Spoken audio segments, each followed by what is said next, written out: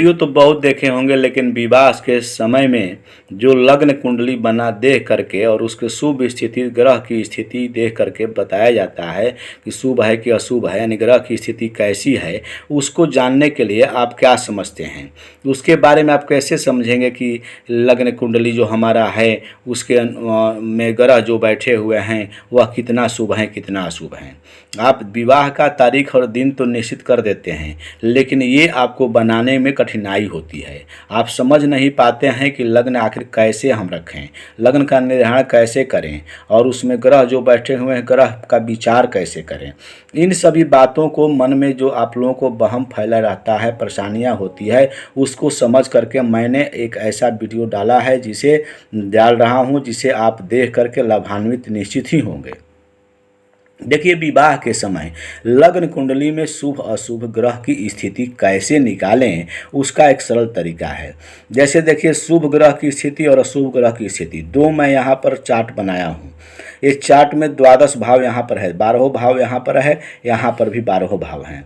अब इसमें देखना होता है कि यदि लग्न इसको कहेंगे, आप जान रहे हैं पहले से ही, तो लग्न भाव यानी प्रथम भाव, द्वितीय, तृतीय, चतुर्थ, पंचम, षष्ठम, सप्तम, अष्टम, नवम, दसम, एकादश, द्वादश, यानी 12 भाव हो गए। 12 भाव में ध्यान देना होता है कि सभी ग्रह, जितने भी 9 ग्रह होते हैं, वो सभी 9 ग्रह की चर्चा हम बारी बारी करते हैं, उसको समझाते हैं। पहले हम लोग शुभ ग्रह की स्थिति देखते हैं। शुभ ग्रह की स्थिति, सभी ग्रह 11वें भाव में शुभ होते हैं। जैसे यहाँ पर लिख दिया हूँ मैं कि सभी ग्रह, यानी सभी ग्रह जो होते हैं 11वां भाव में यदि रहते हैं तो वो शुभ कहे जाएंगे। उसी प्रकार शुभ ग्रह यदि लग्न में हो तो उसको भी हम शुभ मानेंगे। अर्थात शुभ ग्रह में आप जानते ही हैं कि गुरु, शुक्र, बुध और चंद्र, लेकिन चंद्र को यहाँ पर वर्जित किया गया है, यह ध्यान रखिएगा, आगे मैं बताऊंगा। दूसरे भाव में यदि चंद्रमा हो तो शुभ हैं। शनि को छोड़कर सभी ग्रह तीसरे भाव में हो तो शुभ फलदायी होते हैं विवाह के कार्य में। चंद्रमा और शुभ ग्रह यदि चतुर्थ भाव में हो तो इन्हें शुभ कहा गया है, इसे अच्छा बताया गया है। पाप ग्रह 6वें भाव में हो, पाप ग्रह 8वें भाव में हो तो ये आपके लिए शुभ होते हैं विवाह आदि के लग्न निकालने के समय में। अब आगे देखिए, 10वें भाव में गुरु और शुक्र हैं। ये यदि रहेंगे 10वें भाव में यदि गुरु और शुक्र हैं तो आपके लिए शुभ हैं। 11वें भाव में जो मैंने बताया ही कि सभी ग्रह शुभ होते हैं।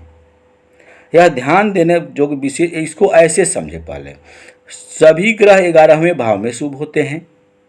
शुभ ग्रह निंदित भावों को छोड़कर अन्य स्थानों में हों।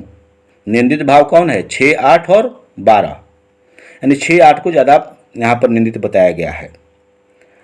पाप ग्रह 6वें और 8वें भाव में हो। चंद्रमा दूसरे, तीसरे और चौथे में हो, दूसरा, तीसरा और चौथे में हो तो शुभ होगा।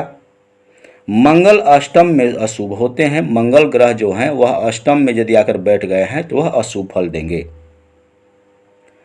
इसी प्रकार इनको छोड़कर अन्य सभी ग्रह यदि 8वें भाव में हैं तो वह शुभ होते हैं, यानी मंगल को अष्टम में अशुभ कहे गए हैं और इनको छोड़कर अन्य सभी ग्रह शुभ कहे गए हैं 8वें भाव में। अब देखिए, लग्नेश लग्न और लग्नेश लग्न का नवमांश शेष या देशकाणेश यदि 6 या 8 भाव में, यानी 6ठे और 8वें भाव में रहे तो वह शोक कारक होता है। इस प्रकार हम लोगों ने शुभ ग्रह की स्थिति के बारे में अध्ययन किया। अब हम लोग देखते हैं अशुभ ग्रह की स्थिति कब होती है।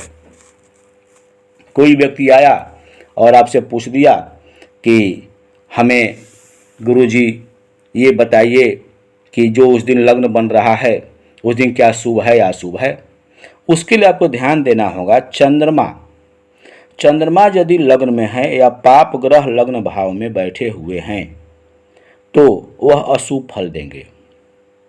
शुक्र यदि तीसरे भाव में बैठे हैं तो अशुभ फल देंगे। राहु चौथे भाव में बैठे हुए हों तो अशुभ फल देंगे।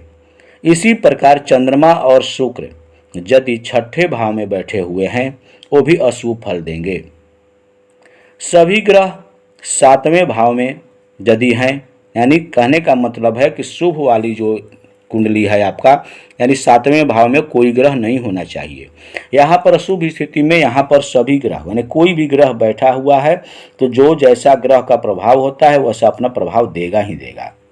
उसी प्रकार मंगल शुभ ग्रह यदि मंगल आठवें भाव में बैठे हों और कोई शुभ ग्रह इसमें बैठा हुआ है तो आपके लिए शुभ कारक फल नहीं देगा। अब विशेष इसको भी थोड़ा विषयांतर रूप से समझें। सभी ग्रह सातवें भाव में अशुभ होते हैं, बुध 10वें भाव में अशुभ होते हैं, चंद्रमा 12वें भाव में अशुभ होते हैं, राहु चौथे भाव में अशुभ होते हैं, मंगल और शुभ ग्रह 8वें में अशुभ होते हैं। इस प्रकार हम लोगों को समझना चाहिए। एक ज्योतिषकार के द्वारा मार्तंड प्रिया के अनुसार विवाह लग्न का स्वामी यानी लग्नेश यदि एकादश भाव में हो तथा चंद्रमा शुभ ग्रह से दृष्ट हो, चंद्रमा जहाँ बैठे हो और शुभ ग्रह से कहीं देख रहे हो, वैसी स्थिति में भी इसे वेद नहीं माना जाता है, अशुभ नहीं माना जाता है।